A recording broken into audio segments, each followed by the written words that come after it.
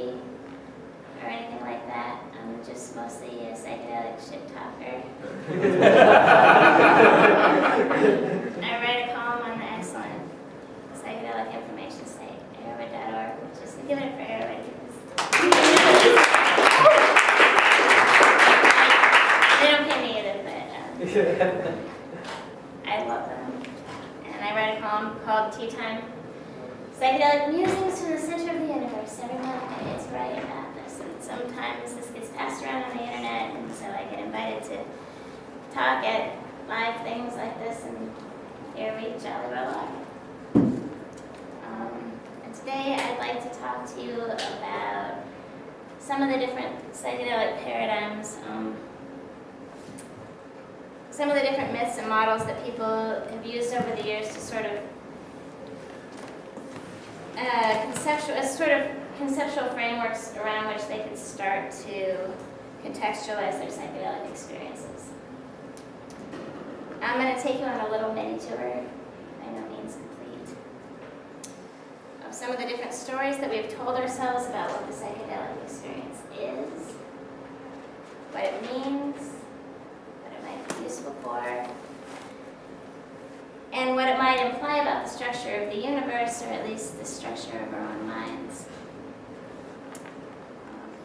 And then I'm going to share my own favorite metaphorical system of the moment, the one I've been enthused by lately. I love this word, enthusiasm. It has the same word as entheogen. Enthusiasm is a manifestation of the divine. And it's a fun idea, it's a modern idea. And the Teafaerie didn't make it up, but I've been putting it together, a little bit of this and a little bit of that, for a while, sort of. And I'm going to try to make a case for including it in the canon of commonly discussed models, because I think it's at least as fertile and flexible and aesthetically satisfying as any of the previous models. And I think that for grappling with certain aspects of the psychedelic situation, it's actually superior to its predecessors, at least as far as the emerging generation of psychedelic explorers who grew up in a high-tech, hyper-connected world that was largely manifested by the previous wave of psychedelic explorers. So this is how we're lifting ourselves up by our own bootstraps, metaphorically speaking. So when psychedelics first came on in the research setting, the first consensus about what they were and what opportunities they represented fell under the general umbrella of the psychological paradigm. This is the story in which psychedelics are primary tools for studying and adjusting the inner workings of the human mind.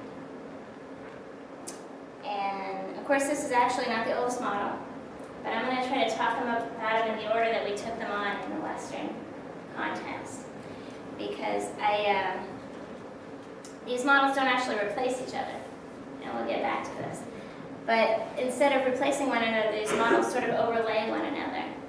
And I think it's important to see the momentum of that progression. So, like, Newton wasn't wrong. It's just there's another model that overlays that adds more information to it. There's another model that overlays that and adds more information to it. So, first there was a psychological model, and originally it was even the psychomimetic model. And this was the idea that drugs could bring on states that resemble naturally occurring states of psychological imbalance. So you perturb some poor graduate student's consciousness, and then you get to study perturbed brain states. And the thought was maybe it would help give us some insight into schizophrenia, for instance, and to some degree it did. And to some degree it didn't. I mean, thank God everybody who takes acid doesn't actually experience a schizophrenic episode, or even a good imitation of a schizophrenic episode. Acid would be a lot less popular if this were in fact the case. Fortunately, it's better than that, because it's, you know, psychedelics did turn out to be invaluable tools for exploring the mind. Not principally because they imitate dysfunction, but because under the right circumstances, they actually improve function. It quickly was discovered that in some cases, psychedelics enhance cognition, they can enhance aesthetic sensitivity, they can allow people to explore their thoughts and memories and feelings that are in a way that's sort of coming from a different place. And even more interestingly, they can allow their users conscious access to layers of their own psyches that are normally invisible to them. So creative processes can be activated and explored, the archetypes of the collective unconscious can be activated and explored. And of course, this was quickly determined that this was a bonanza for psychiatrists and psychologists and therapists because it helps bring suppressed material up to the surface. They help people integrate traumatic experiences. They help with emotional processing. MDMA was really amazing for this, but obviously this is 30 years later, after which it's already been made illegal to study this. And otherwise, the entire straight world will already know how useful they are. If these studies had been legal all along, this wouldn't even be a question. But of course, underground research continues apace, and I'm proud to say we're finally getting to get back into it above board thanks to MAPS, and you guys again all know this. So yeah, that's the psychological model, and this is what we started out with, and it's pretty good. It's totally true as far as it goes. But it's incomplete. All models are incomplete by themselves. This is the thing. So the next model to come along was the one I like to call the Diana mimetic model. I just made this word up a couple of days ago, actually, but I like it. The Diana, D-H-Y-A-N-A, this is the Sanskrit word for meditation. So this is an idea in which certain psychedelic experiences either imitate or actually catalyze the states that are the goals or results of various meditational practices. And this was a pretty early development. Some of the first people to take this on, in fact, some of these very graduate students who were involved in the let's see if we can imitate schizophrenia experiments. And the psychiatrists who were studying LSD as a tool for psychological integration started to have experiences that, for them, seemed to transcend the realm of psychology altogether. These are spiritual experiences, I'd say. Perhaps the very experiences described in the literature of Eastern mysticism, these states with long unpronounceable Sanskrit names. And the Beat Kids had been into this like half a generation before. So there was an awareness about the states and there was an interest in them, but except nobody knew exactly what they were talking about, except for intuitively, because getting it the hard way is hard. And let's see. So here comes LSD, and people start saying, "This must be it. This must be what those words mean."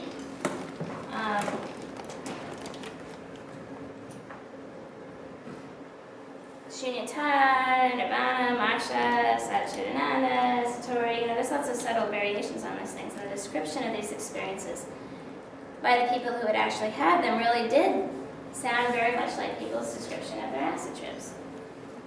You know that old joke about the Buddha's hot dog stand, make you one with everything, right? Bam, there it is, right? People were having this happen, and the sense that the world is somehow some sort of an illusion is a trope of Eastern mysticism. The world is really the divine play. It's samsara, the veil of illusion, and people would get this deep sense of fractaliness. But it felt like a spiritual sense of fractaliness, which admittedly sounds kind of weird unless you've actually had that.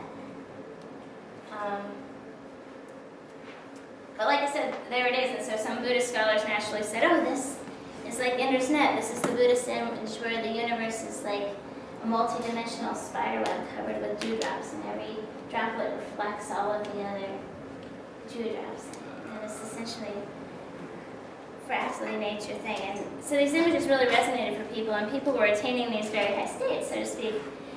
And this was very exciting because it seemed like we'd found a way to democratize enlightenment. Or I don't know if I'm enlightenment, but we seemed to be able to democratize these states that you cannot know from enlightenment by what people say about them. Because all of these things are very hard to say. It has nothing to do with time at all. It has nothing to do with space. So, for thousands of years, the hardcore has been praying for the awakening of all sentient beings. Bam, we finally make some progress. You don't have to sweep up around the ashram for 30 years. We just, here, take this. Except sometimes it didn't work out that way. Sometimes it does. Teafaerie got into really mapping these experiences onto their naturally occurring cousins. Ram Dass did, Richard Alpert went off to India to find out about people who were getting this on the natch, had to say about this, had to say about LSD.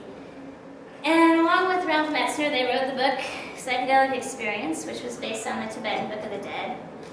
And this was originally a manual for people who were dying, so the idea that maybe these substances could engender a false near-death experience and maybe even hint at what might lie beyond death. It might turn out to be a good training gym, so as to get in some practice before you actually die so that you can learn how to land it, because in the Tibetan tradition it matters how you land it. You gotta jump off the cliff and drop the flag, and you don't want to be freaking out.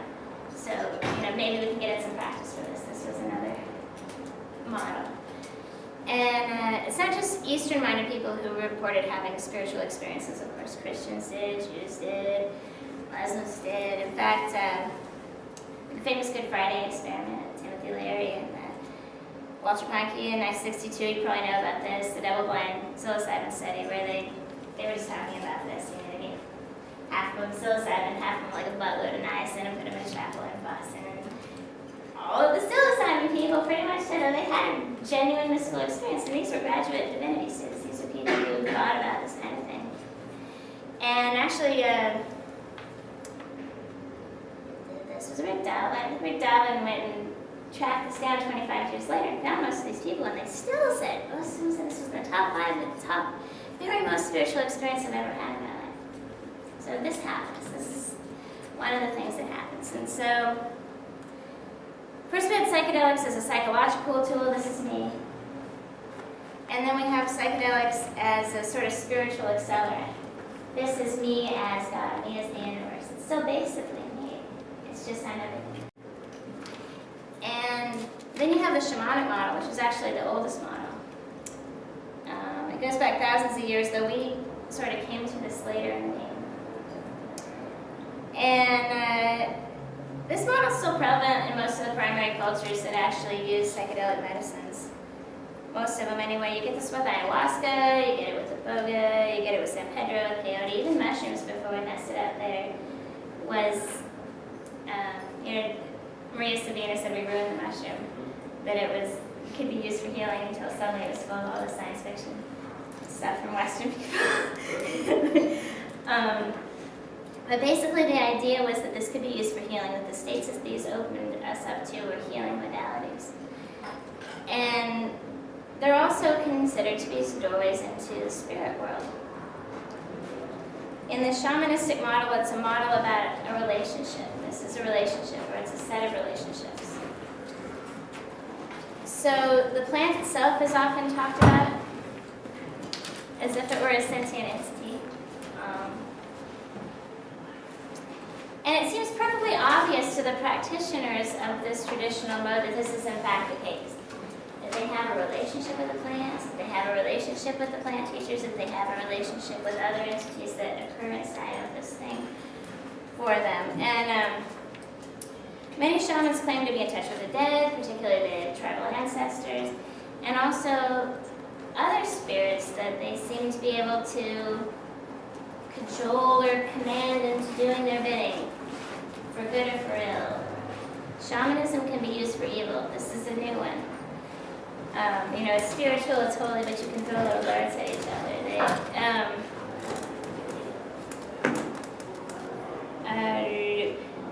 The plants itself, for what it's worth, seem to be naturally inclined to heal people.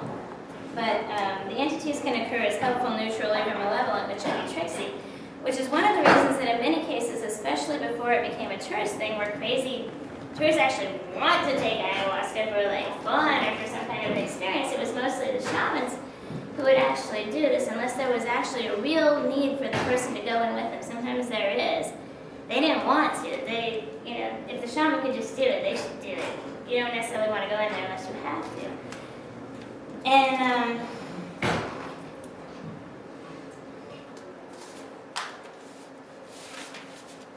some of it, most of it would, I mean, there's exceptions to this. There's some tribes where everybody takes it every new and full moon, and they pregnant women comes the babies, using it to get rid of parasites, but for the most part, it was just the shamans who are really holding this down.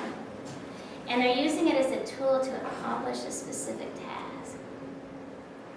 This story isn't that they wanted to balance their mind or resolve their spirits, this too, but they want to do magic with this stuff. Shamanism heals. It believes in demons and it casts them out, or sometimes it sifts them on people.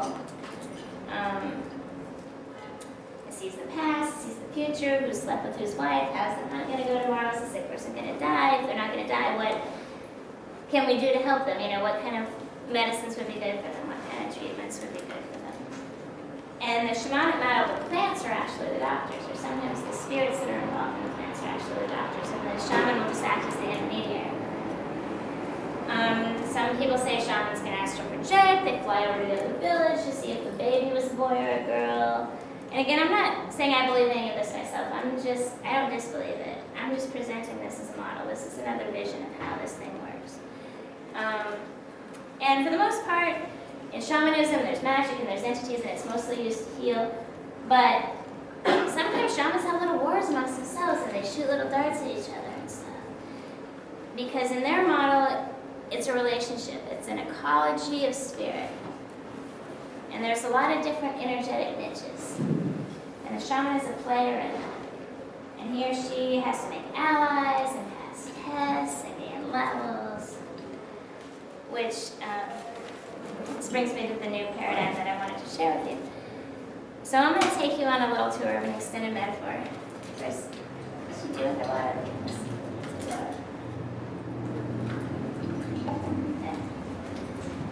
Alright, it's a technological metaphor, and I admit that it's a little bit nerdy, but I'm a big nerd.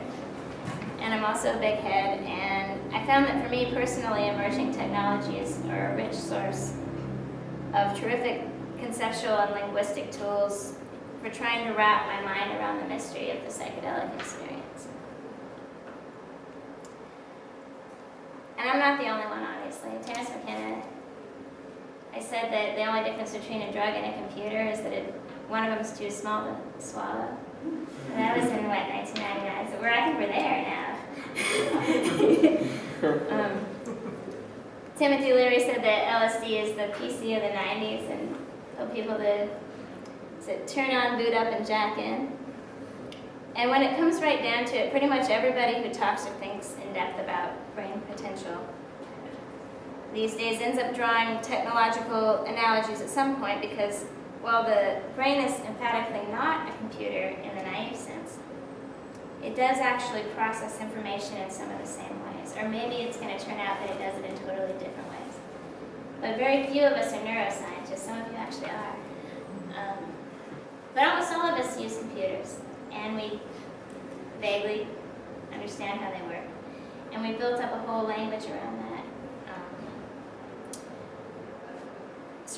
which enables us to talk about the act of information processing in general. And this is a big deal. All of this came to a head for me recently, not this summer, but the summer before. An ayahuasca experience that really changed the way that I think about my psychedelic journey work. I had been pondering the extended virtual, information-based metaphor for a long time, and I went in with the idea of exploring that new space. But still, she was surprised when Mama comes on the sentient browser program, and she says, this is not English, but I'm scanning you for viruses, cookies, patches, updates before logging you onto hyperspace property. I'm defragging your hard drive. And we found some malware that you have picked up from cruising the net on some of those other browsers. Seriously, model with professional contempt. Don't you realize that you're using an insentient browser that's going to shit about you and sending cookies all over your shit? It's not even a problem. We can purge this bad code, right? And so, it comes through late lunch, and then Meister comes over and starts singing a song, which I take to be a security update, and I can see this being done because she is using her voice to manipulate the graphical user interface. Right? Which I thought also might explain how she was able to keep the looky-loos out of the room just by blowing smoke at them. They're not afraid of smoke. You know, this woman was some kind of a hacker. She could actually change the permissions on the room by doing these symbols, like you and I could drag and drop a few icons and change the permissions on the room this way. I was like, wow. And would it work if I did the same thing, or would I have to have the right software installed first? And so the visionary part of my trip began about that time. I'm not going to try to describe it here. That would take a whole other hour. But the metaphor held up surprisingly well amid a wide variety of very typical experiences. And in fact, I actually kind of freaked myself out. Because try as I liked, I couldn't think of one damn difference between any of the experiences that I had that night and what I would expect from a super idealized, massively multiplayer, fully immersive virtual reality environment that was designed by an alien hyperintelligence from the far distant future. I don't think this is true, but it's interesting. I want to make it perfectly clear, I don't think ayahuasca space is directly isomorphic to our primitive notions of machine-based virtual reality. This is not World of Warcraft writ large here. I'm talking about something that would have to be several bazillion times more sophisticated than anything that we could hope to come up with at this point. It might not be built at all. It might be organically self-organizing. It might be quantum, sentient, biological, holographic, divine, extra-dimensional, just plain magical, or something that we haven't come up with a metaphor for yet. But I do think the truth, or anyway one truth, might lie somewhere in the general direction of it being a system that processes information. Consider the following scenario. Teafaerie smokes some D&D. She then passes out and proceeds to drool on herself while her consciousness is visited, is treated to a visit to this damn so while her consciousness is treated to a visit to a fully immersive spaceship, lovingly rendered in exquisite and ostentatiously elaborate detail,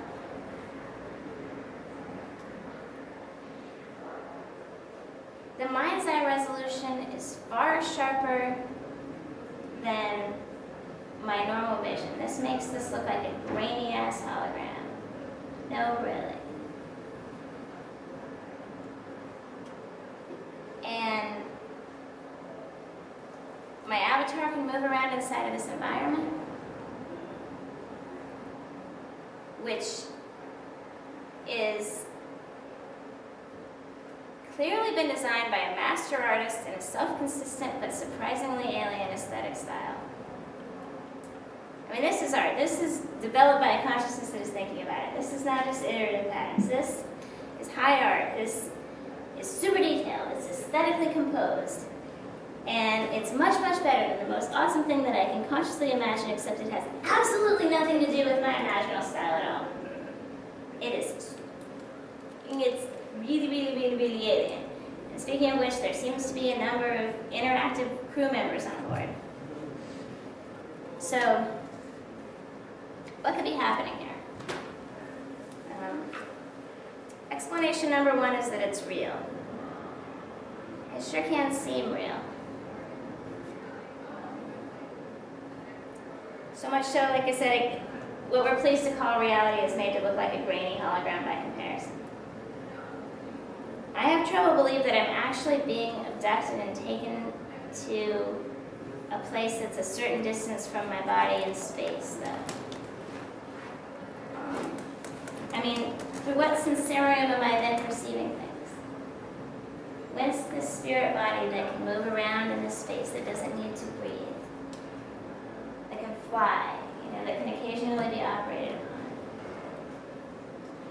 How is it that objects can be sung into being in a material space? How is it that I could travel there at faster than the speed of light without first being translated into information? Right? And once they have you as information, why knit you back into stuff? It's just so unnecessary. Okay. So in all the other situations, the spaceship is like a rainbow. By which I mean that it only manifests itself in the sensorium of the beholder. And the first thing I wonder in that case is, where is all the friggin' data coming from? And where is all this intensive processing and rendering actually being done? A case could be made that the drug code causes like a copy of my consciousness to be uploaded to a much gnarlier server somewhere, and all the intensive rendering and processing is being done somewhere else, or they might just be sending me data packets that are specially made to be renderable by my puny brain, and I'm drawing it in all on board. It's really, really hard to tell from here. Now, I admit that postulating something like a holographic wireless network is a strictly unnecessary multiplication of entities. But the alternatives are even more improbable sounding, in my opinion. Right? Because remember, the question is, where is the data? Alternative number one is that all the spaceship coding software is already dormant on my system somewhere. It's sort of like an Easter egg, essentially, and when activated by a chemical key, it begins to unpack itself and then auto-boot the whole spaceship sequence, complete with a really convincing but necessarily simulated cast and crew. This scenario seems like the least likely to me because it's more or less completely impossible that we would have naturally evolved a way to genetically encode complex scenarios like that and neglected to put it to a more practical use.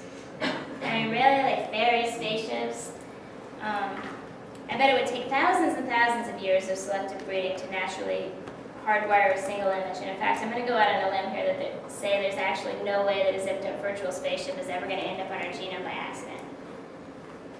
So, if it's on us, then there's a key piece of data that we're missing about our genetic heritage. Just going to leave that aside. So alternative number two, and this is simultaneously the most exciting and the most boring situation that I can come up with around this, is that the mind is absolutely dripping with untold processing power.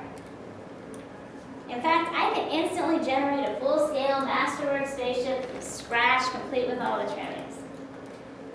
It can also simultaneously create and animate a number of non-player characters who are often described as being possessed of an uncanny sense of presence, whatever this means. In this mind model, my amazing brain can do all of this while very powerful drugs are scrambling the bejesus out of it. And furthermore, it can do it without any awareness or deliberation on the part of me that is destined to play the part of the astonished psychonaut. I'm not drawing any of this in. On the surface, this seems like the least hypothesis, and I actually tend to come back to this in the long intervals between big trips. I mean, I think, well, it's not that much different from dreaming. I don't have that much trouble believing that my unconscious makes up most of my dreams. But I tend to denounce this viewpoint from on high.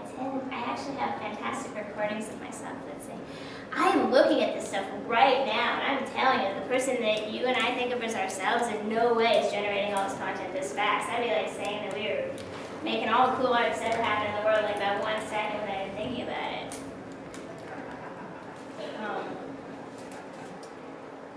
Aldous Huxley thought that the brain might be something like a reducing valve, which actually fits in really neatly with the modern metaphor. So, in this model, your brain is like your home computer, in that it stores data locally, but it also connects you with a larger network, or rather, you connect it to the larger network, and then it winters through all of the raging chaos and ideally delivers you up a manageable sampling of the data that's most relevant to you. So maybe our systems are running one of those algorithms that tunes itself with use, and since the mind is the part of our mind that we most identify with is mostly trying to get laid instead of eaten, all of the consensus software boots up automatically, and obscure programs like AstroPlus, they relegate to the rarely used programs file. A lot of psychedelic users report the experience or sensation of having been able to tap into a vast field of information. Some people associate this with the Akashic record meme, which I had never looked this up, and I looked this up when I was researching this. And it turns out that Akasha is the Sanskrit word for sky or space or ether. So the originators of this idea didn't think that we were storing all of this data locally. They obviously thought that it was in the cloud somehow. Only we couldn't say it was in the cloud until the last 18 months. Where's the data, right? It's in the cloud. The Akashic record is something that you tap into.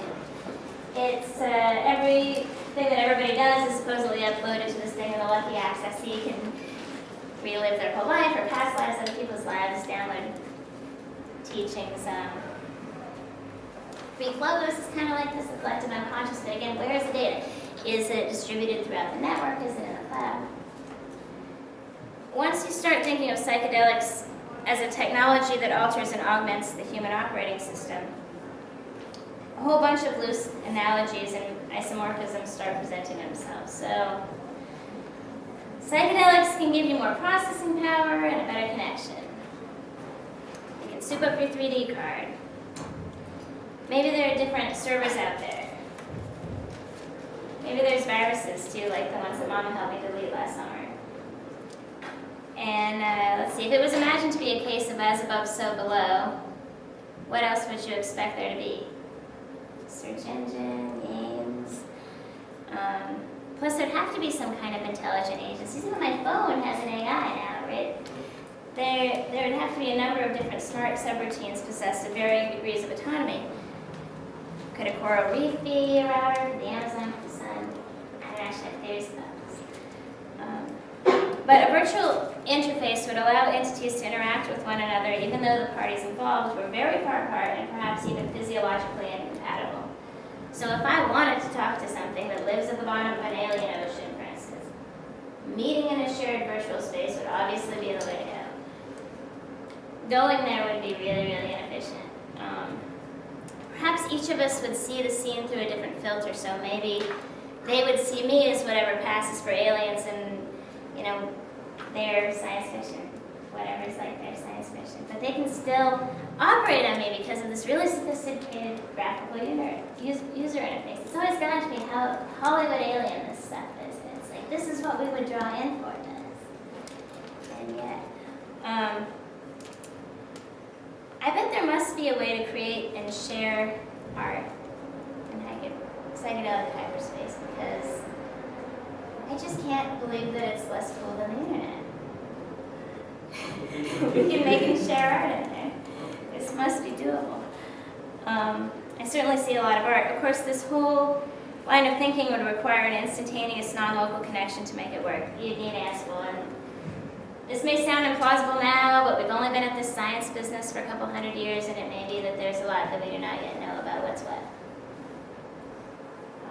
I want to clarify that I'm not suggesting that the drugs are actually the programs themselves. They are far too simple from this. You can make a drug, but you get a molecule from here, a molecule from here, a molecule from here. It's not that. It's not on there. It can't be. I'm imagining that the drugs are more like keys that activate download codes. And one bit of evidence for the download hypothesis is the commonality of vision. Takes, like, for instance, those little psychedelic screensavers and reality skins that you hear people talk about over and over again. They seem to plug right in consensus reality. They're fully interactive. They're configurable. The nice ones can make use of your onboard content. But there's themes in it. There are. I've read more trip reports than Jesus. I've read thousands of trip reports. And it really is strange. I mean, it's mind-boggling how often I hear some of the same themes reported. It's like there's a bunch of common apps and filters that seem to come bundled with various hyperspatial software suites. It's not uncommon for people to see what they think of as alien writing, for instance. Is it to be presumed that we have an alien writing gene? Deep visions have thematically related content too, and psychedelic art's really bringing this to the fore. Is it perhaps more elegant to explain these striking congruencies with the notion of some sort of a shared network than it is to suggest that so many people have just happened to imagine gigantic sentient insects or mechanical gnomes or Shipibo circuitry, right? I mean, if we're saying it's not encoded in our DNA and there's not any shared network, then what we're saying is that people just happen to imagine the same thing, thousands of people. And what's up with all the complex geometrical landscapes and so forth? It certainly is exactly what one would expect in a virtual reality that was created by or with the help of a sentient computer. Which shouldn't come as any surprise since our brains basically qualified for saying. Still, I wonder if people saw fractals before the elaboration of chaos maps. And if so, I wonder how many innumerate slobs like myself have stared down the barrel of the next big mathematical revolution and just said, wow, some of the beautiful sacred geometry looking stuff. If there's a profane geometry, I don't know what it looks like. It's self-geometry. To me, it's sort of extrapolated from the same principles, but a friend of mine claims to have encountered some profane geometry on salvia once and recommends giving it a while. No. I know this all sounds really mechanistic. I'm not. I'm such a hippie. I seriously live in the woods. But it's possible that such a system might have evolved naturally. So maybe the collective unconscious is an emergent property of DNA, which has been suggested might function as nature's own radio transceiver. This would explain telepathy, at least. If this were true, then a biomass might start forming a mesh network early on, and from there it's not too much of a stretch to imagine this complex and chaotic information field beginning to self-organize in an autocatalytic way, eventually becoming a larger locus of hyperconscious awareness, which could then proceed to maintain and update itself by reprogramming its individual constituent nodes as necessary. So this idea is similar to the Gaia hypothesis, which identifies the sum total of life on Earth as a goddess with a mind of her own. And in this model, Gaia is kind of like the sentient internet. You know, they say if the internet woke up, it would start, it could possibly improve itself millions of times overnight. This might have happened a long time ago, say around the time that all the art and language started coming on. So imagine Gaia suddenly wakes up and starts improving itself as fast as the hardware will bear. Maybe it's building a nervous system of some kind, or maybe it wants to mate the monkey with the machine so it can upload itself onto a superior medium. We're also perhaps in the process of igniting an intelligence that's far greater than our own. Maybe Gaia is calling this forth as a companion or a prosthesis. Throw in the wild card of holographic or otherwise non-local information storage, and the Gaian supermind could well be made up of a tiny node. Could be like a tiny node in a larger network of DNA clusters in disparate parts of the galaxy. I like this model because it generates our god or goddess from the randomness of the material universe rather than the reverse. And I also like it because it proposes a spirit world that reflects the organic anarchy of nature rather than being administered top-down by an all-powerful demiurge. Of course, the universe could just be a simulation in the first place.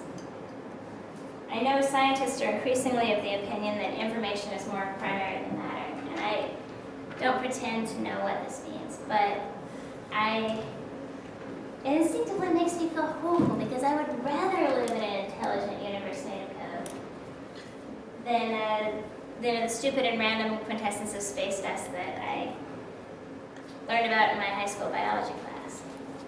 It might be possible to hack such a universe.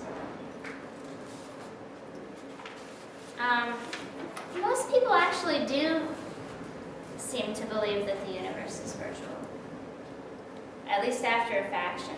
The sacred writings of all of Levantian religions start out with in the beginning there was the Word, which seems to me suggestive of some sort of a coding enterprise. In any event, most religious people consider themselves to be habitués of a higher order of reality who have somehow been exiled to this ephemeral world. All of the Eastern religions that I know about contain some sort of meme about the universe being an illusion. And so does Gnostic Christianity. Actually, most Christians, and I grew up Christian, believing that I come from another dimension, and indeed hope to return to that more perfect dimension after death. A place that's varyingly described as a real place and a non-physical environment. And many of the popular non-religiously branded spiritual memes seem to make more sense in an information-based or wholly magical universe, too, like the transmigration of souls, manifestation through intent, chance channeling, astrology, the existence of disincarnate entities, ritual magic, divination, astral travel, energetic healing, precognition, meaningful synchronicity, plus prayers, mantras, icaros, other magic spells that kind of work like cheat codes. What about the finely balanced wheels of karma? I'm not claiming to believe in any of this stuff myself, but I can see how they all ring a bit more plausible inside of a game or a well-designed simulation than they would in a universe that was a blind coincidence of physical laws. There's a thought experiment that seems to prove that if a believable simulation universe is possible at all, then the world we find ourselves in is mathematically certain to be one. The logic goes something like this. We've gone from Pong to running around inside of a movie in my lifetime. So it doesn't seem unreasonable to believe that if we didn't blow ourselves up for thousands of years of accelerating technology, that we might be able to come up with a holesthesia that could be believable to such as wanted to be fooled, such as arose within the damn thing, say. I find it easy to believe that the people of the future might want to make ancestor simulations at least. So as soon as they turn on the second ancestor simulation, there's more simulations than there are primary universes. Now, if there's other intelligent life out there, the odds of any given universe turning out to be a construct increase quite dramatically. We can see several 100 billion galaxies from here. Lowball it to 100 billion, right? So each one's got 200-300 billion stars, lowball it to 100 billion. So if every galaxy of 100 billion stars was so pathetically life-poor that it actually only came up with one species that's capable of and willing to do this thing that we're postulating is possible, then for every, if there was only one per galaxy, then for every real base frame universe, there would at least be 100 billion simulations. So what's the odds we're living in the bottom one? And 1 to 100 billion is the lowest I can come up with. There's a lot of holes in this theory, but right, okay. So I just took my best shot at convincing you that the psychedelic experience is virtual. I hope I did a good job. But it's not true, though.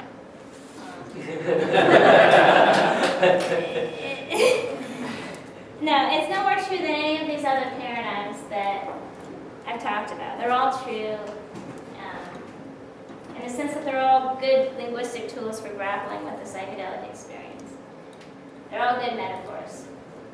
And the game isn't about which one is right.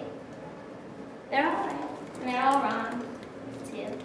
Or rather, they're all incomplete. The shaman's job is to take in raw experience and excrete it in an intellectually accessible format. Let the record show that she's trying, she says. But, you know, it's her job to take in the raw experience and try to excrete it in an intellectually accessible format. And therefore, the shaman's also always the storyteller, but the storyteller is also the trickster. He or she is the divine liar who points out a well-hidden truth through a subtle form of misdirection. Because the truth at the heart of the psychedelic experience, and perhaps at the heart of reality itself, is irrational. By which I don't mean that it's crazy. It's pretty crazy.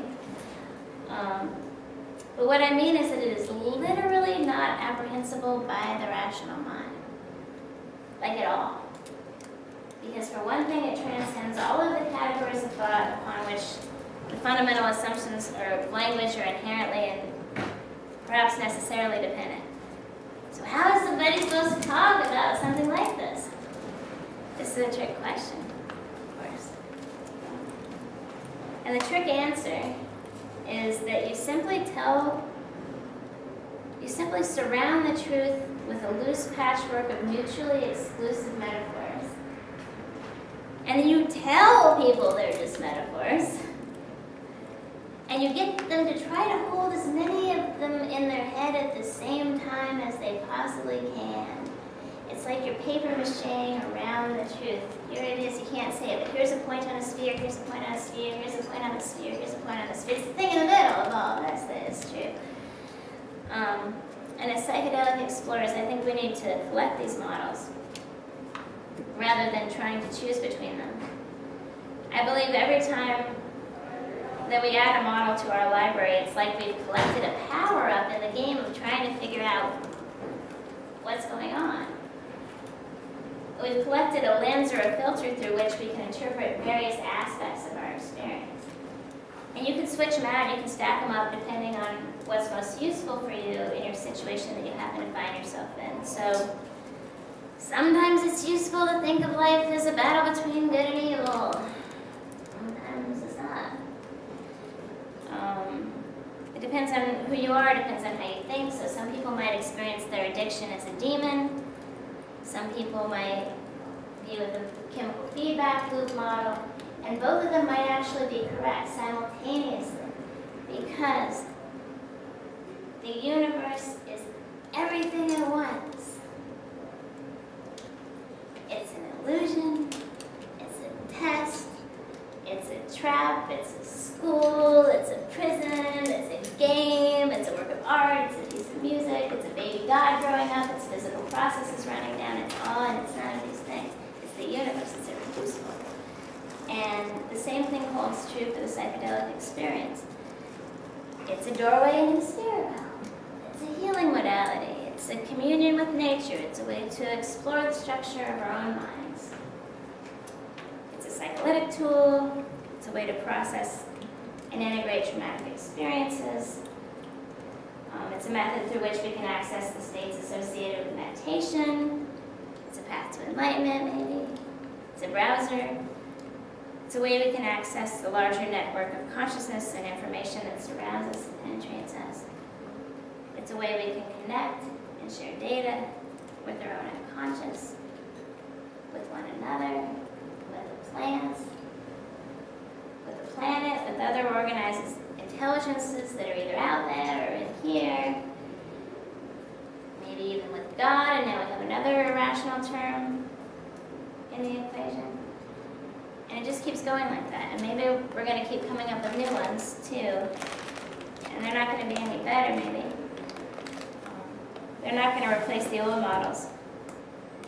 But each time we add a fertile, flexible, and aesthetically satisfying lens to our toolkits, we gift ourselves with the possibility of a more robust and complete understanding of the psychedelic experience, and indeed of the universe at large.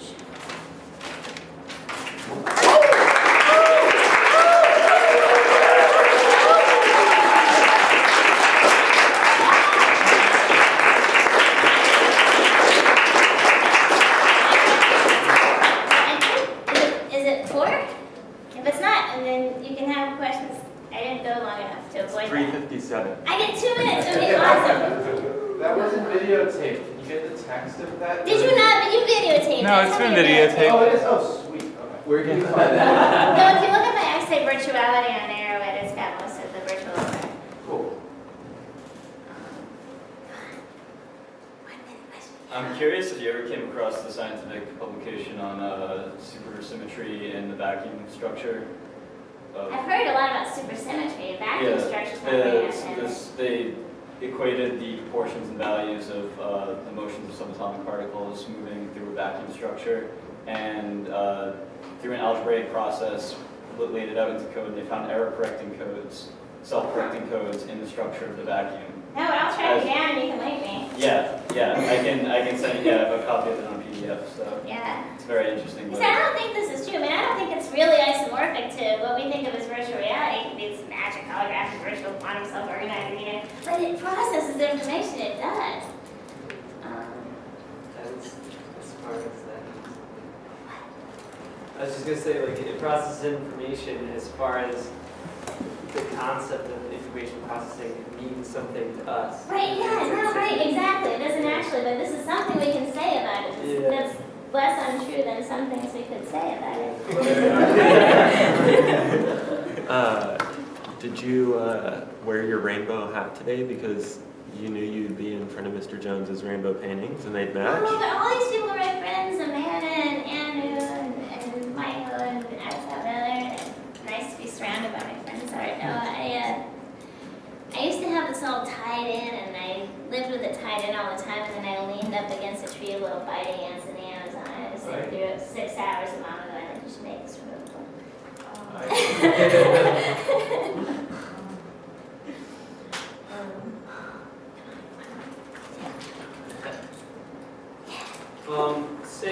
Say like you want to go about collecting models and actually like communicating them to other people effectively through, you know, like some kind of mapping or modeling, you know, like a graphical image, so to speak, or whether that's printed out on a piece of paper or in software. Like, what would you suggest about like going through a project like that? Oh, wait, me and Mitch Schultz, who did the sphere molecule, he's here, actually wasn't supposed to be here, but we are working on a plan to put up a website that's got hundreds of visionary, all these pictures, other pictures, everything, and also you can upload it. So if you've drawn something, you can upload it to this. And then you've had a DMT experience, now you're going to pick the 3, 5, 10 that have the most relevant. It was like that, like that, like that, like that. And then you can zoom in on those images and say something about it. So you can set a slider from hot to cold, you can set, so we're building up a consensus. The prickly triangles are able to, you know, and this is only going to be possible through thousands of people actually looking at this stuff and sort of building a consensus. And I said we can't do all this stuff, so if I've seen some nobody else has seen, but it looked like this, and some other kid might look through there and be, that, I saw that! So that's one of the ways. What do you think about doing that, but without, instead of with art, using like modeling language and modeling like linguistic systems and relations between words, word associations and sets of words? I'm with you. My language sucks, but also it's awesome. There was a paper doing that that was trying to statistically analyze different occurrences of words on Arrowhead trip reports. They tried to do like a huge amount of Arrowhead. It was pretty. I've searched for words, telepathy or It was whatever. limited, yeah, but you know, it was getting there. But see see what what there's they're wrong with eclipse is really able to like deal with that. Yeah. I don't have her. She's good. See how linguistic she's into. Yeah. I get it. I don't believe this is true, but this ayahuasca trip was really something else. I mean, it was really, we're scanning you for,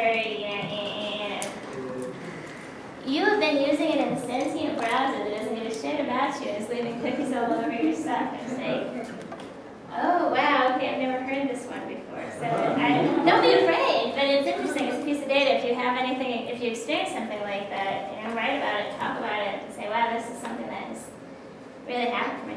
So that experience, the insentient browsers were other psychedelic materials?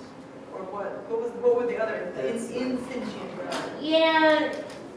Barry's not going to play mama says with particular chemicals, but the kinds of things she does, LSD, it wasn't like that it's evil or anything. It's just like it's not watching out for you. It's not kind of going, okay, this is, it's not, you're just kind of out there on your own. So if your machine gets full of viruses, then you didn't have virus protection. Whereas ayahuasca's kind of got an eye out for you. Which doesn't mean nothing ever gets behind you. I'm scared of DMT, honestly. I like fun me. It's a cat person, dog person thing, but all the stories about interacting with fairy are cautionary tales. There may be a reason for that. Not that I don't do it, but I don't do it very much. I'm always scared.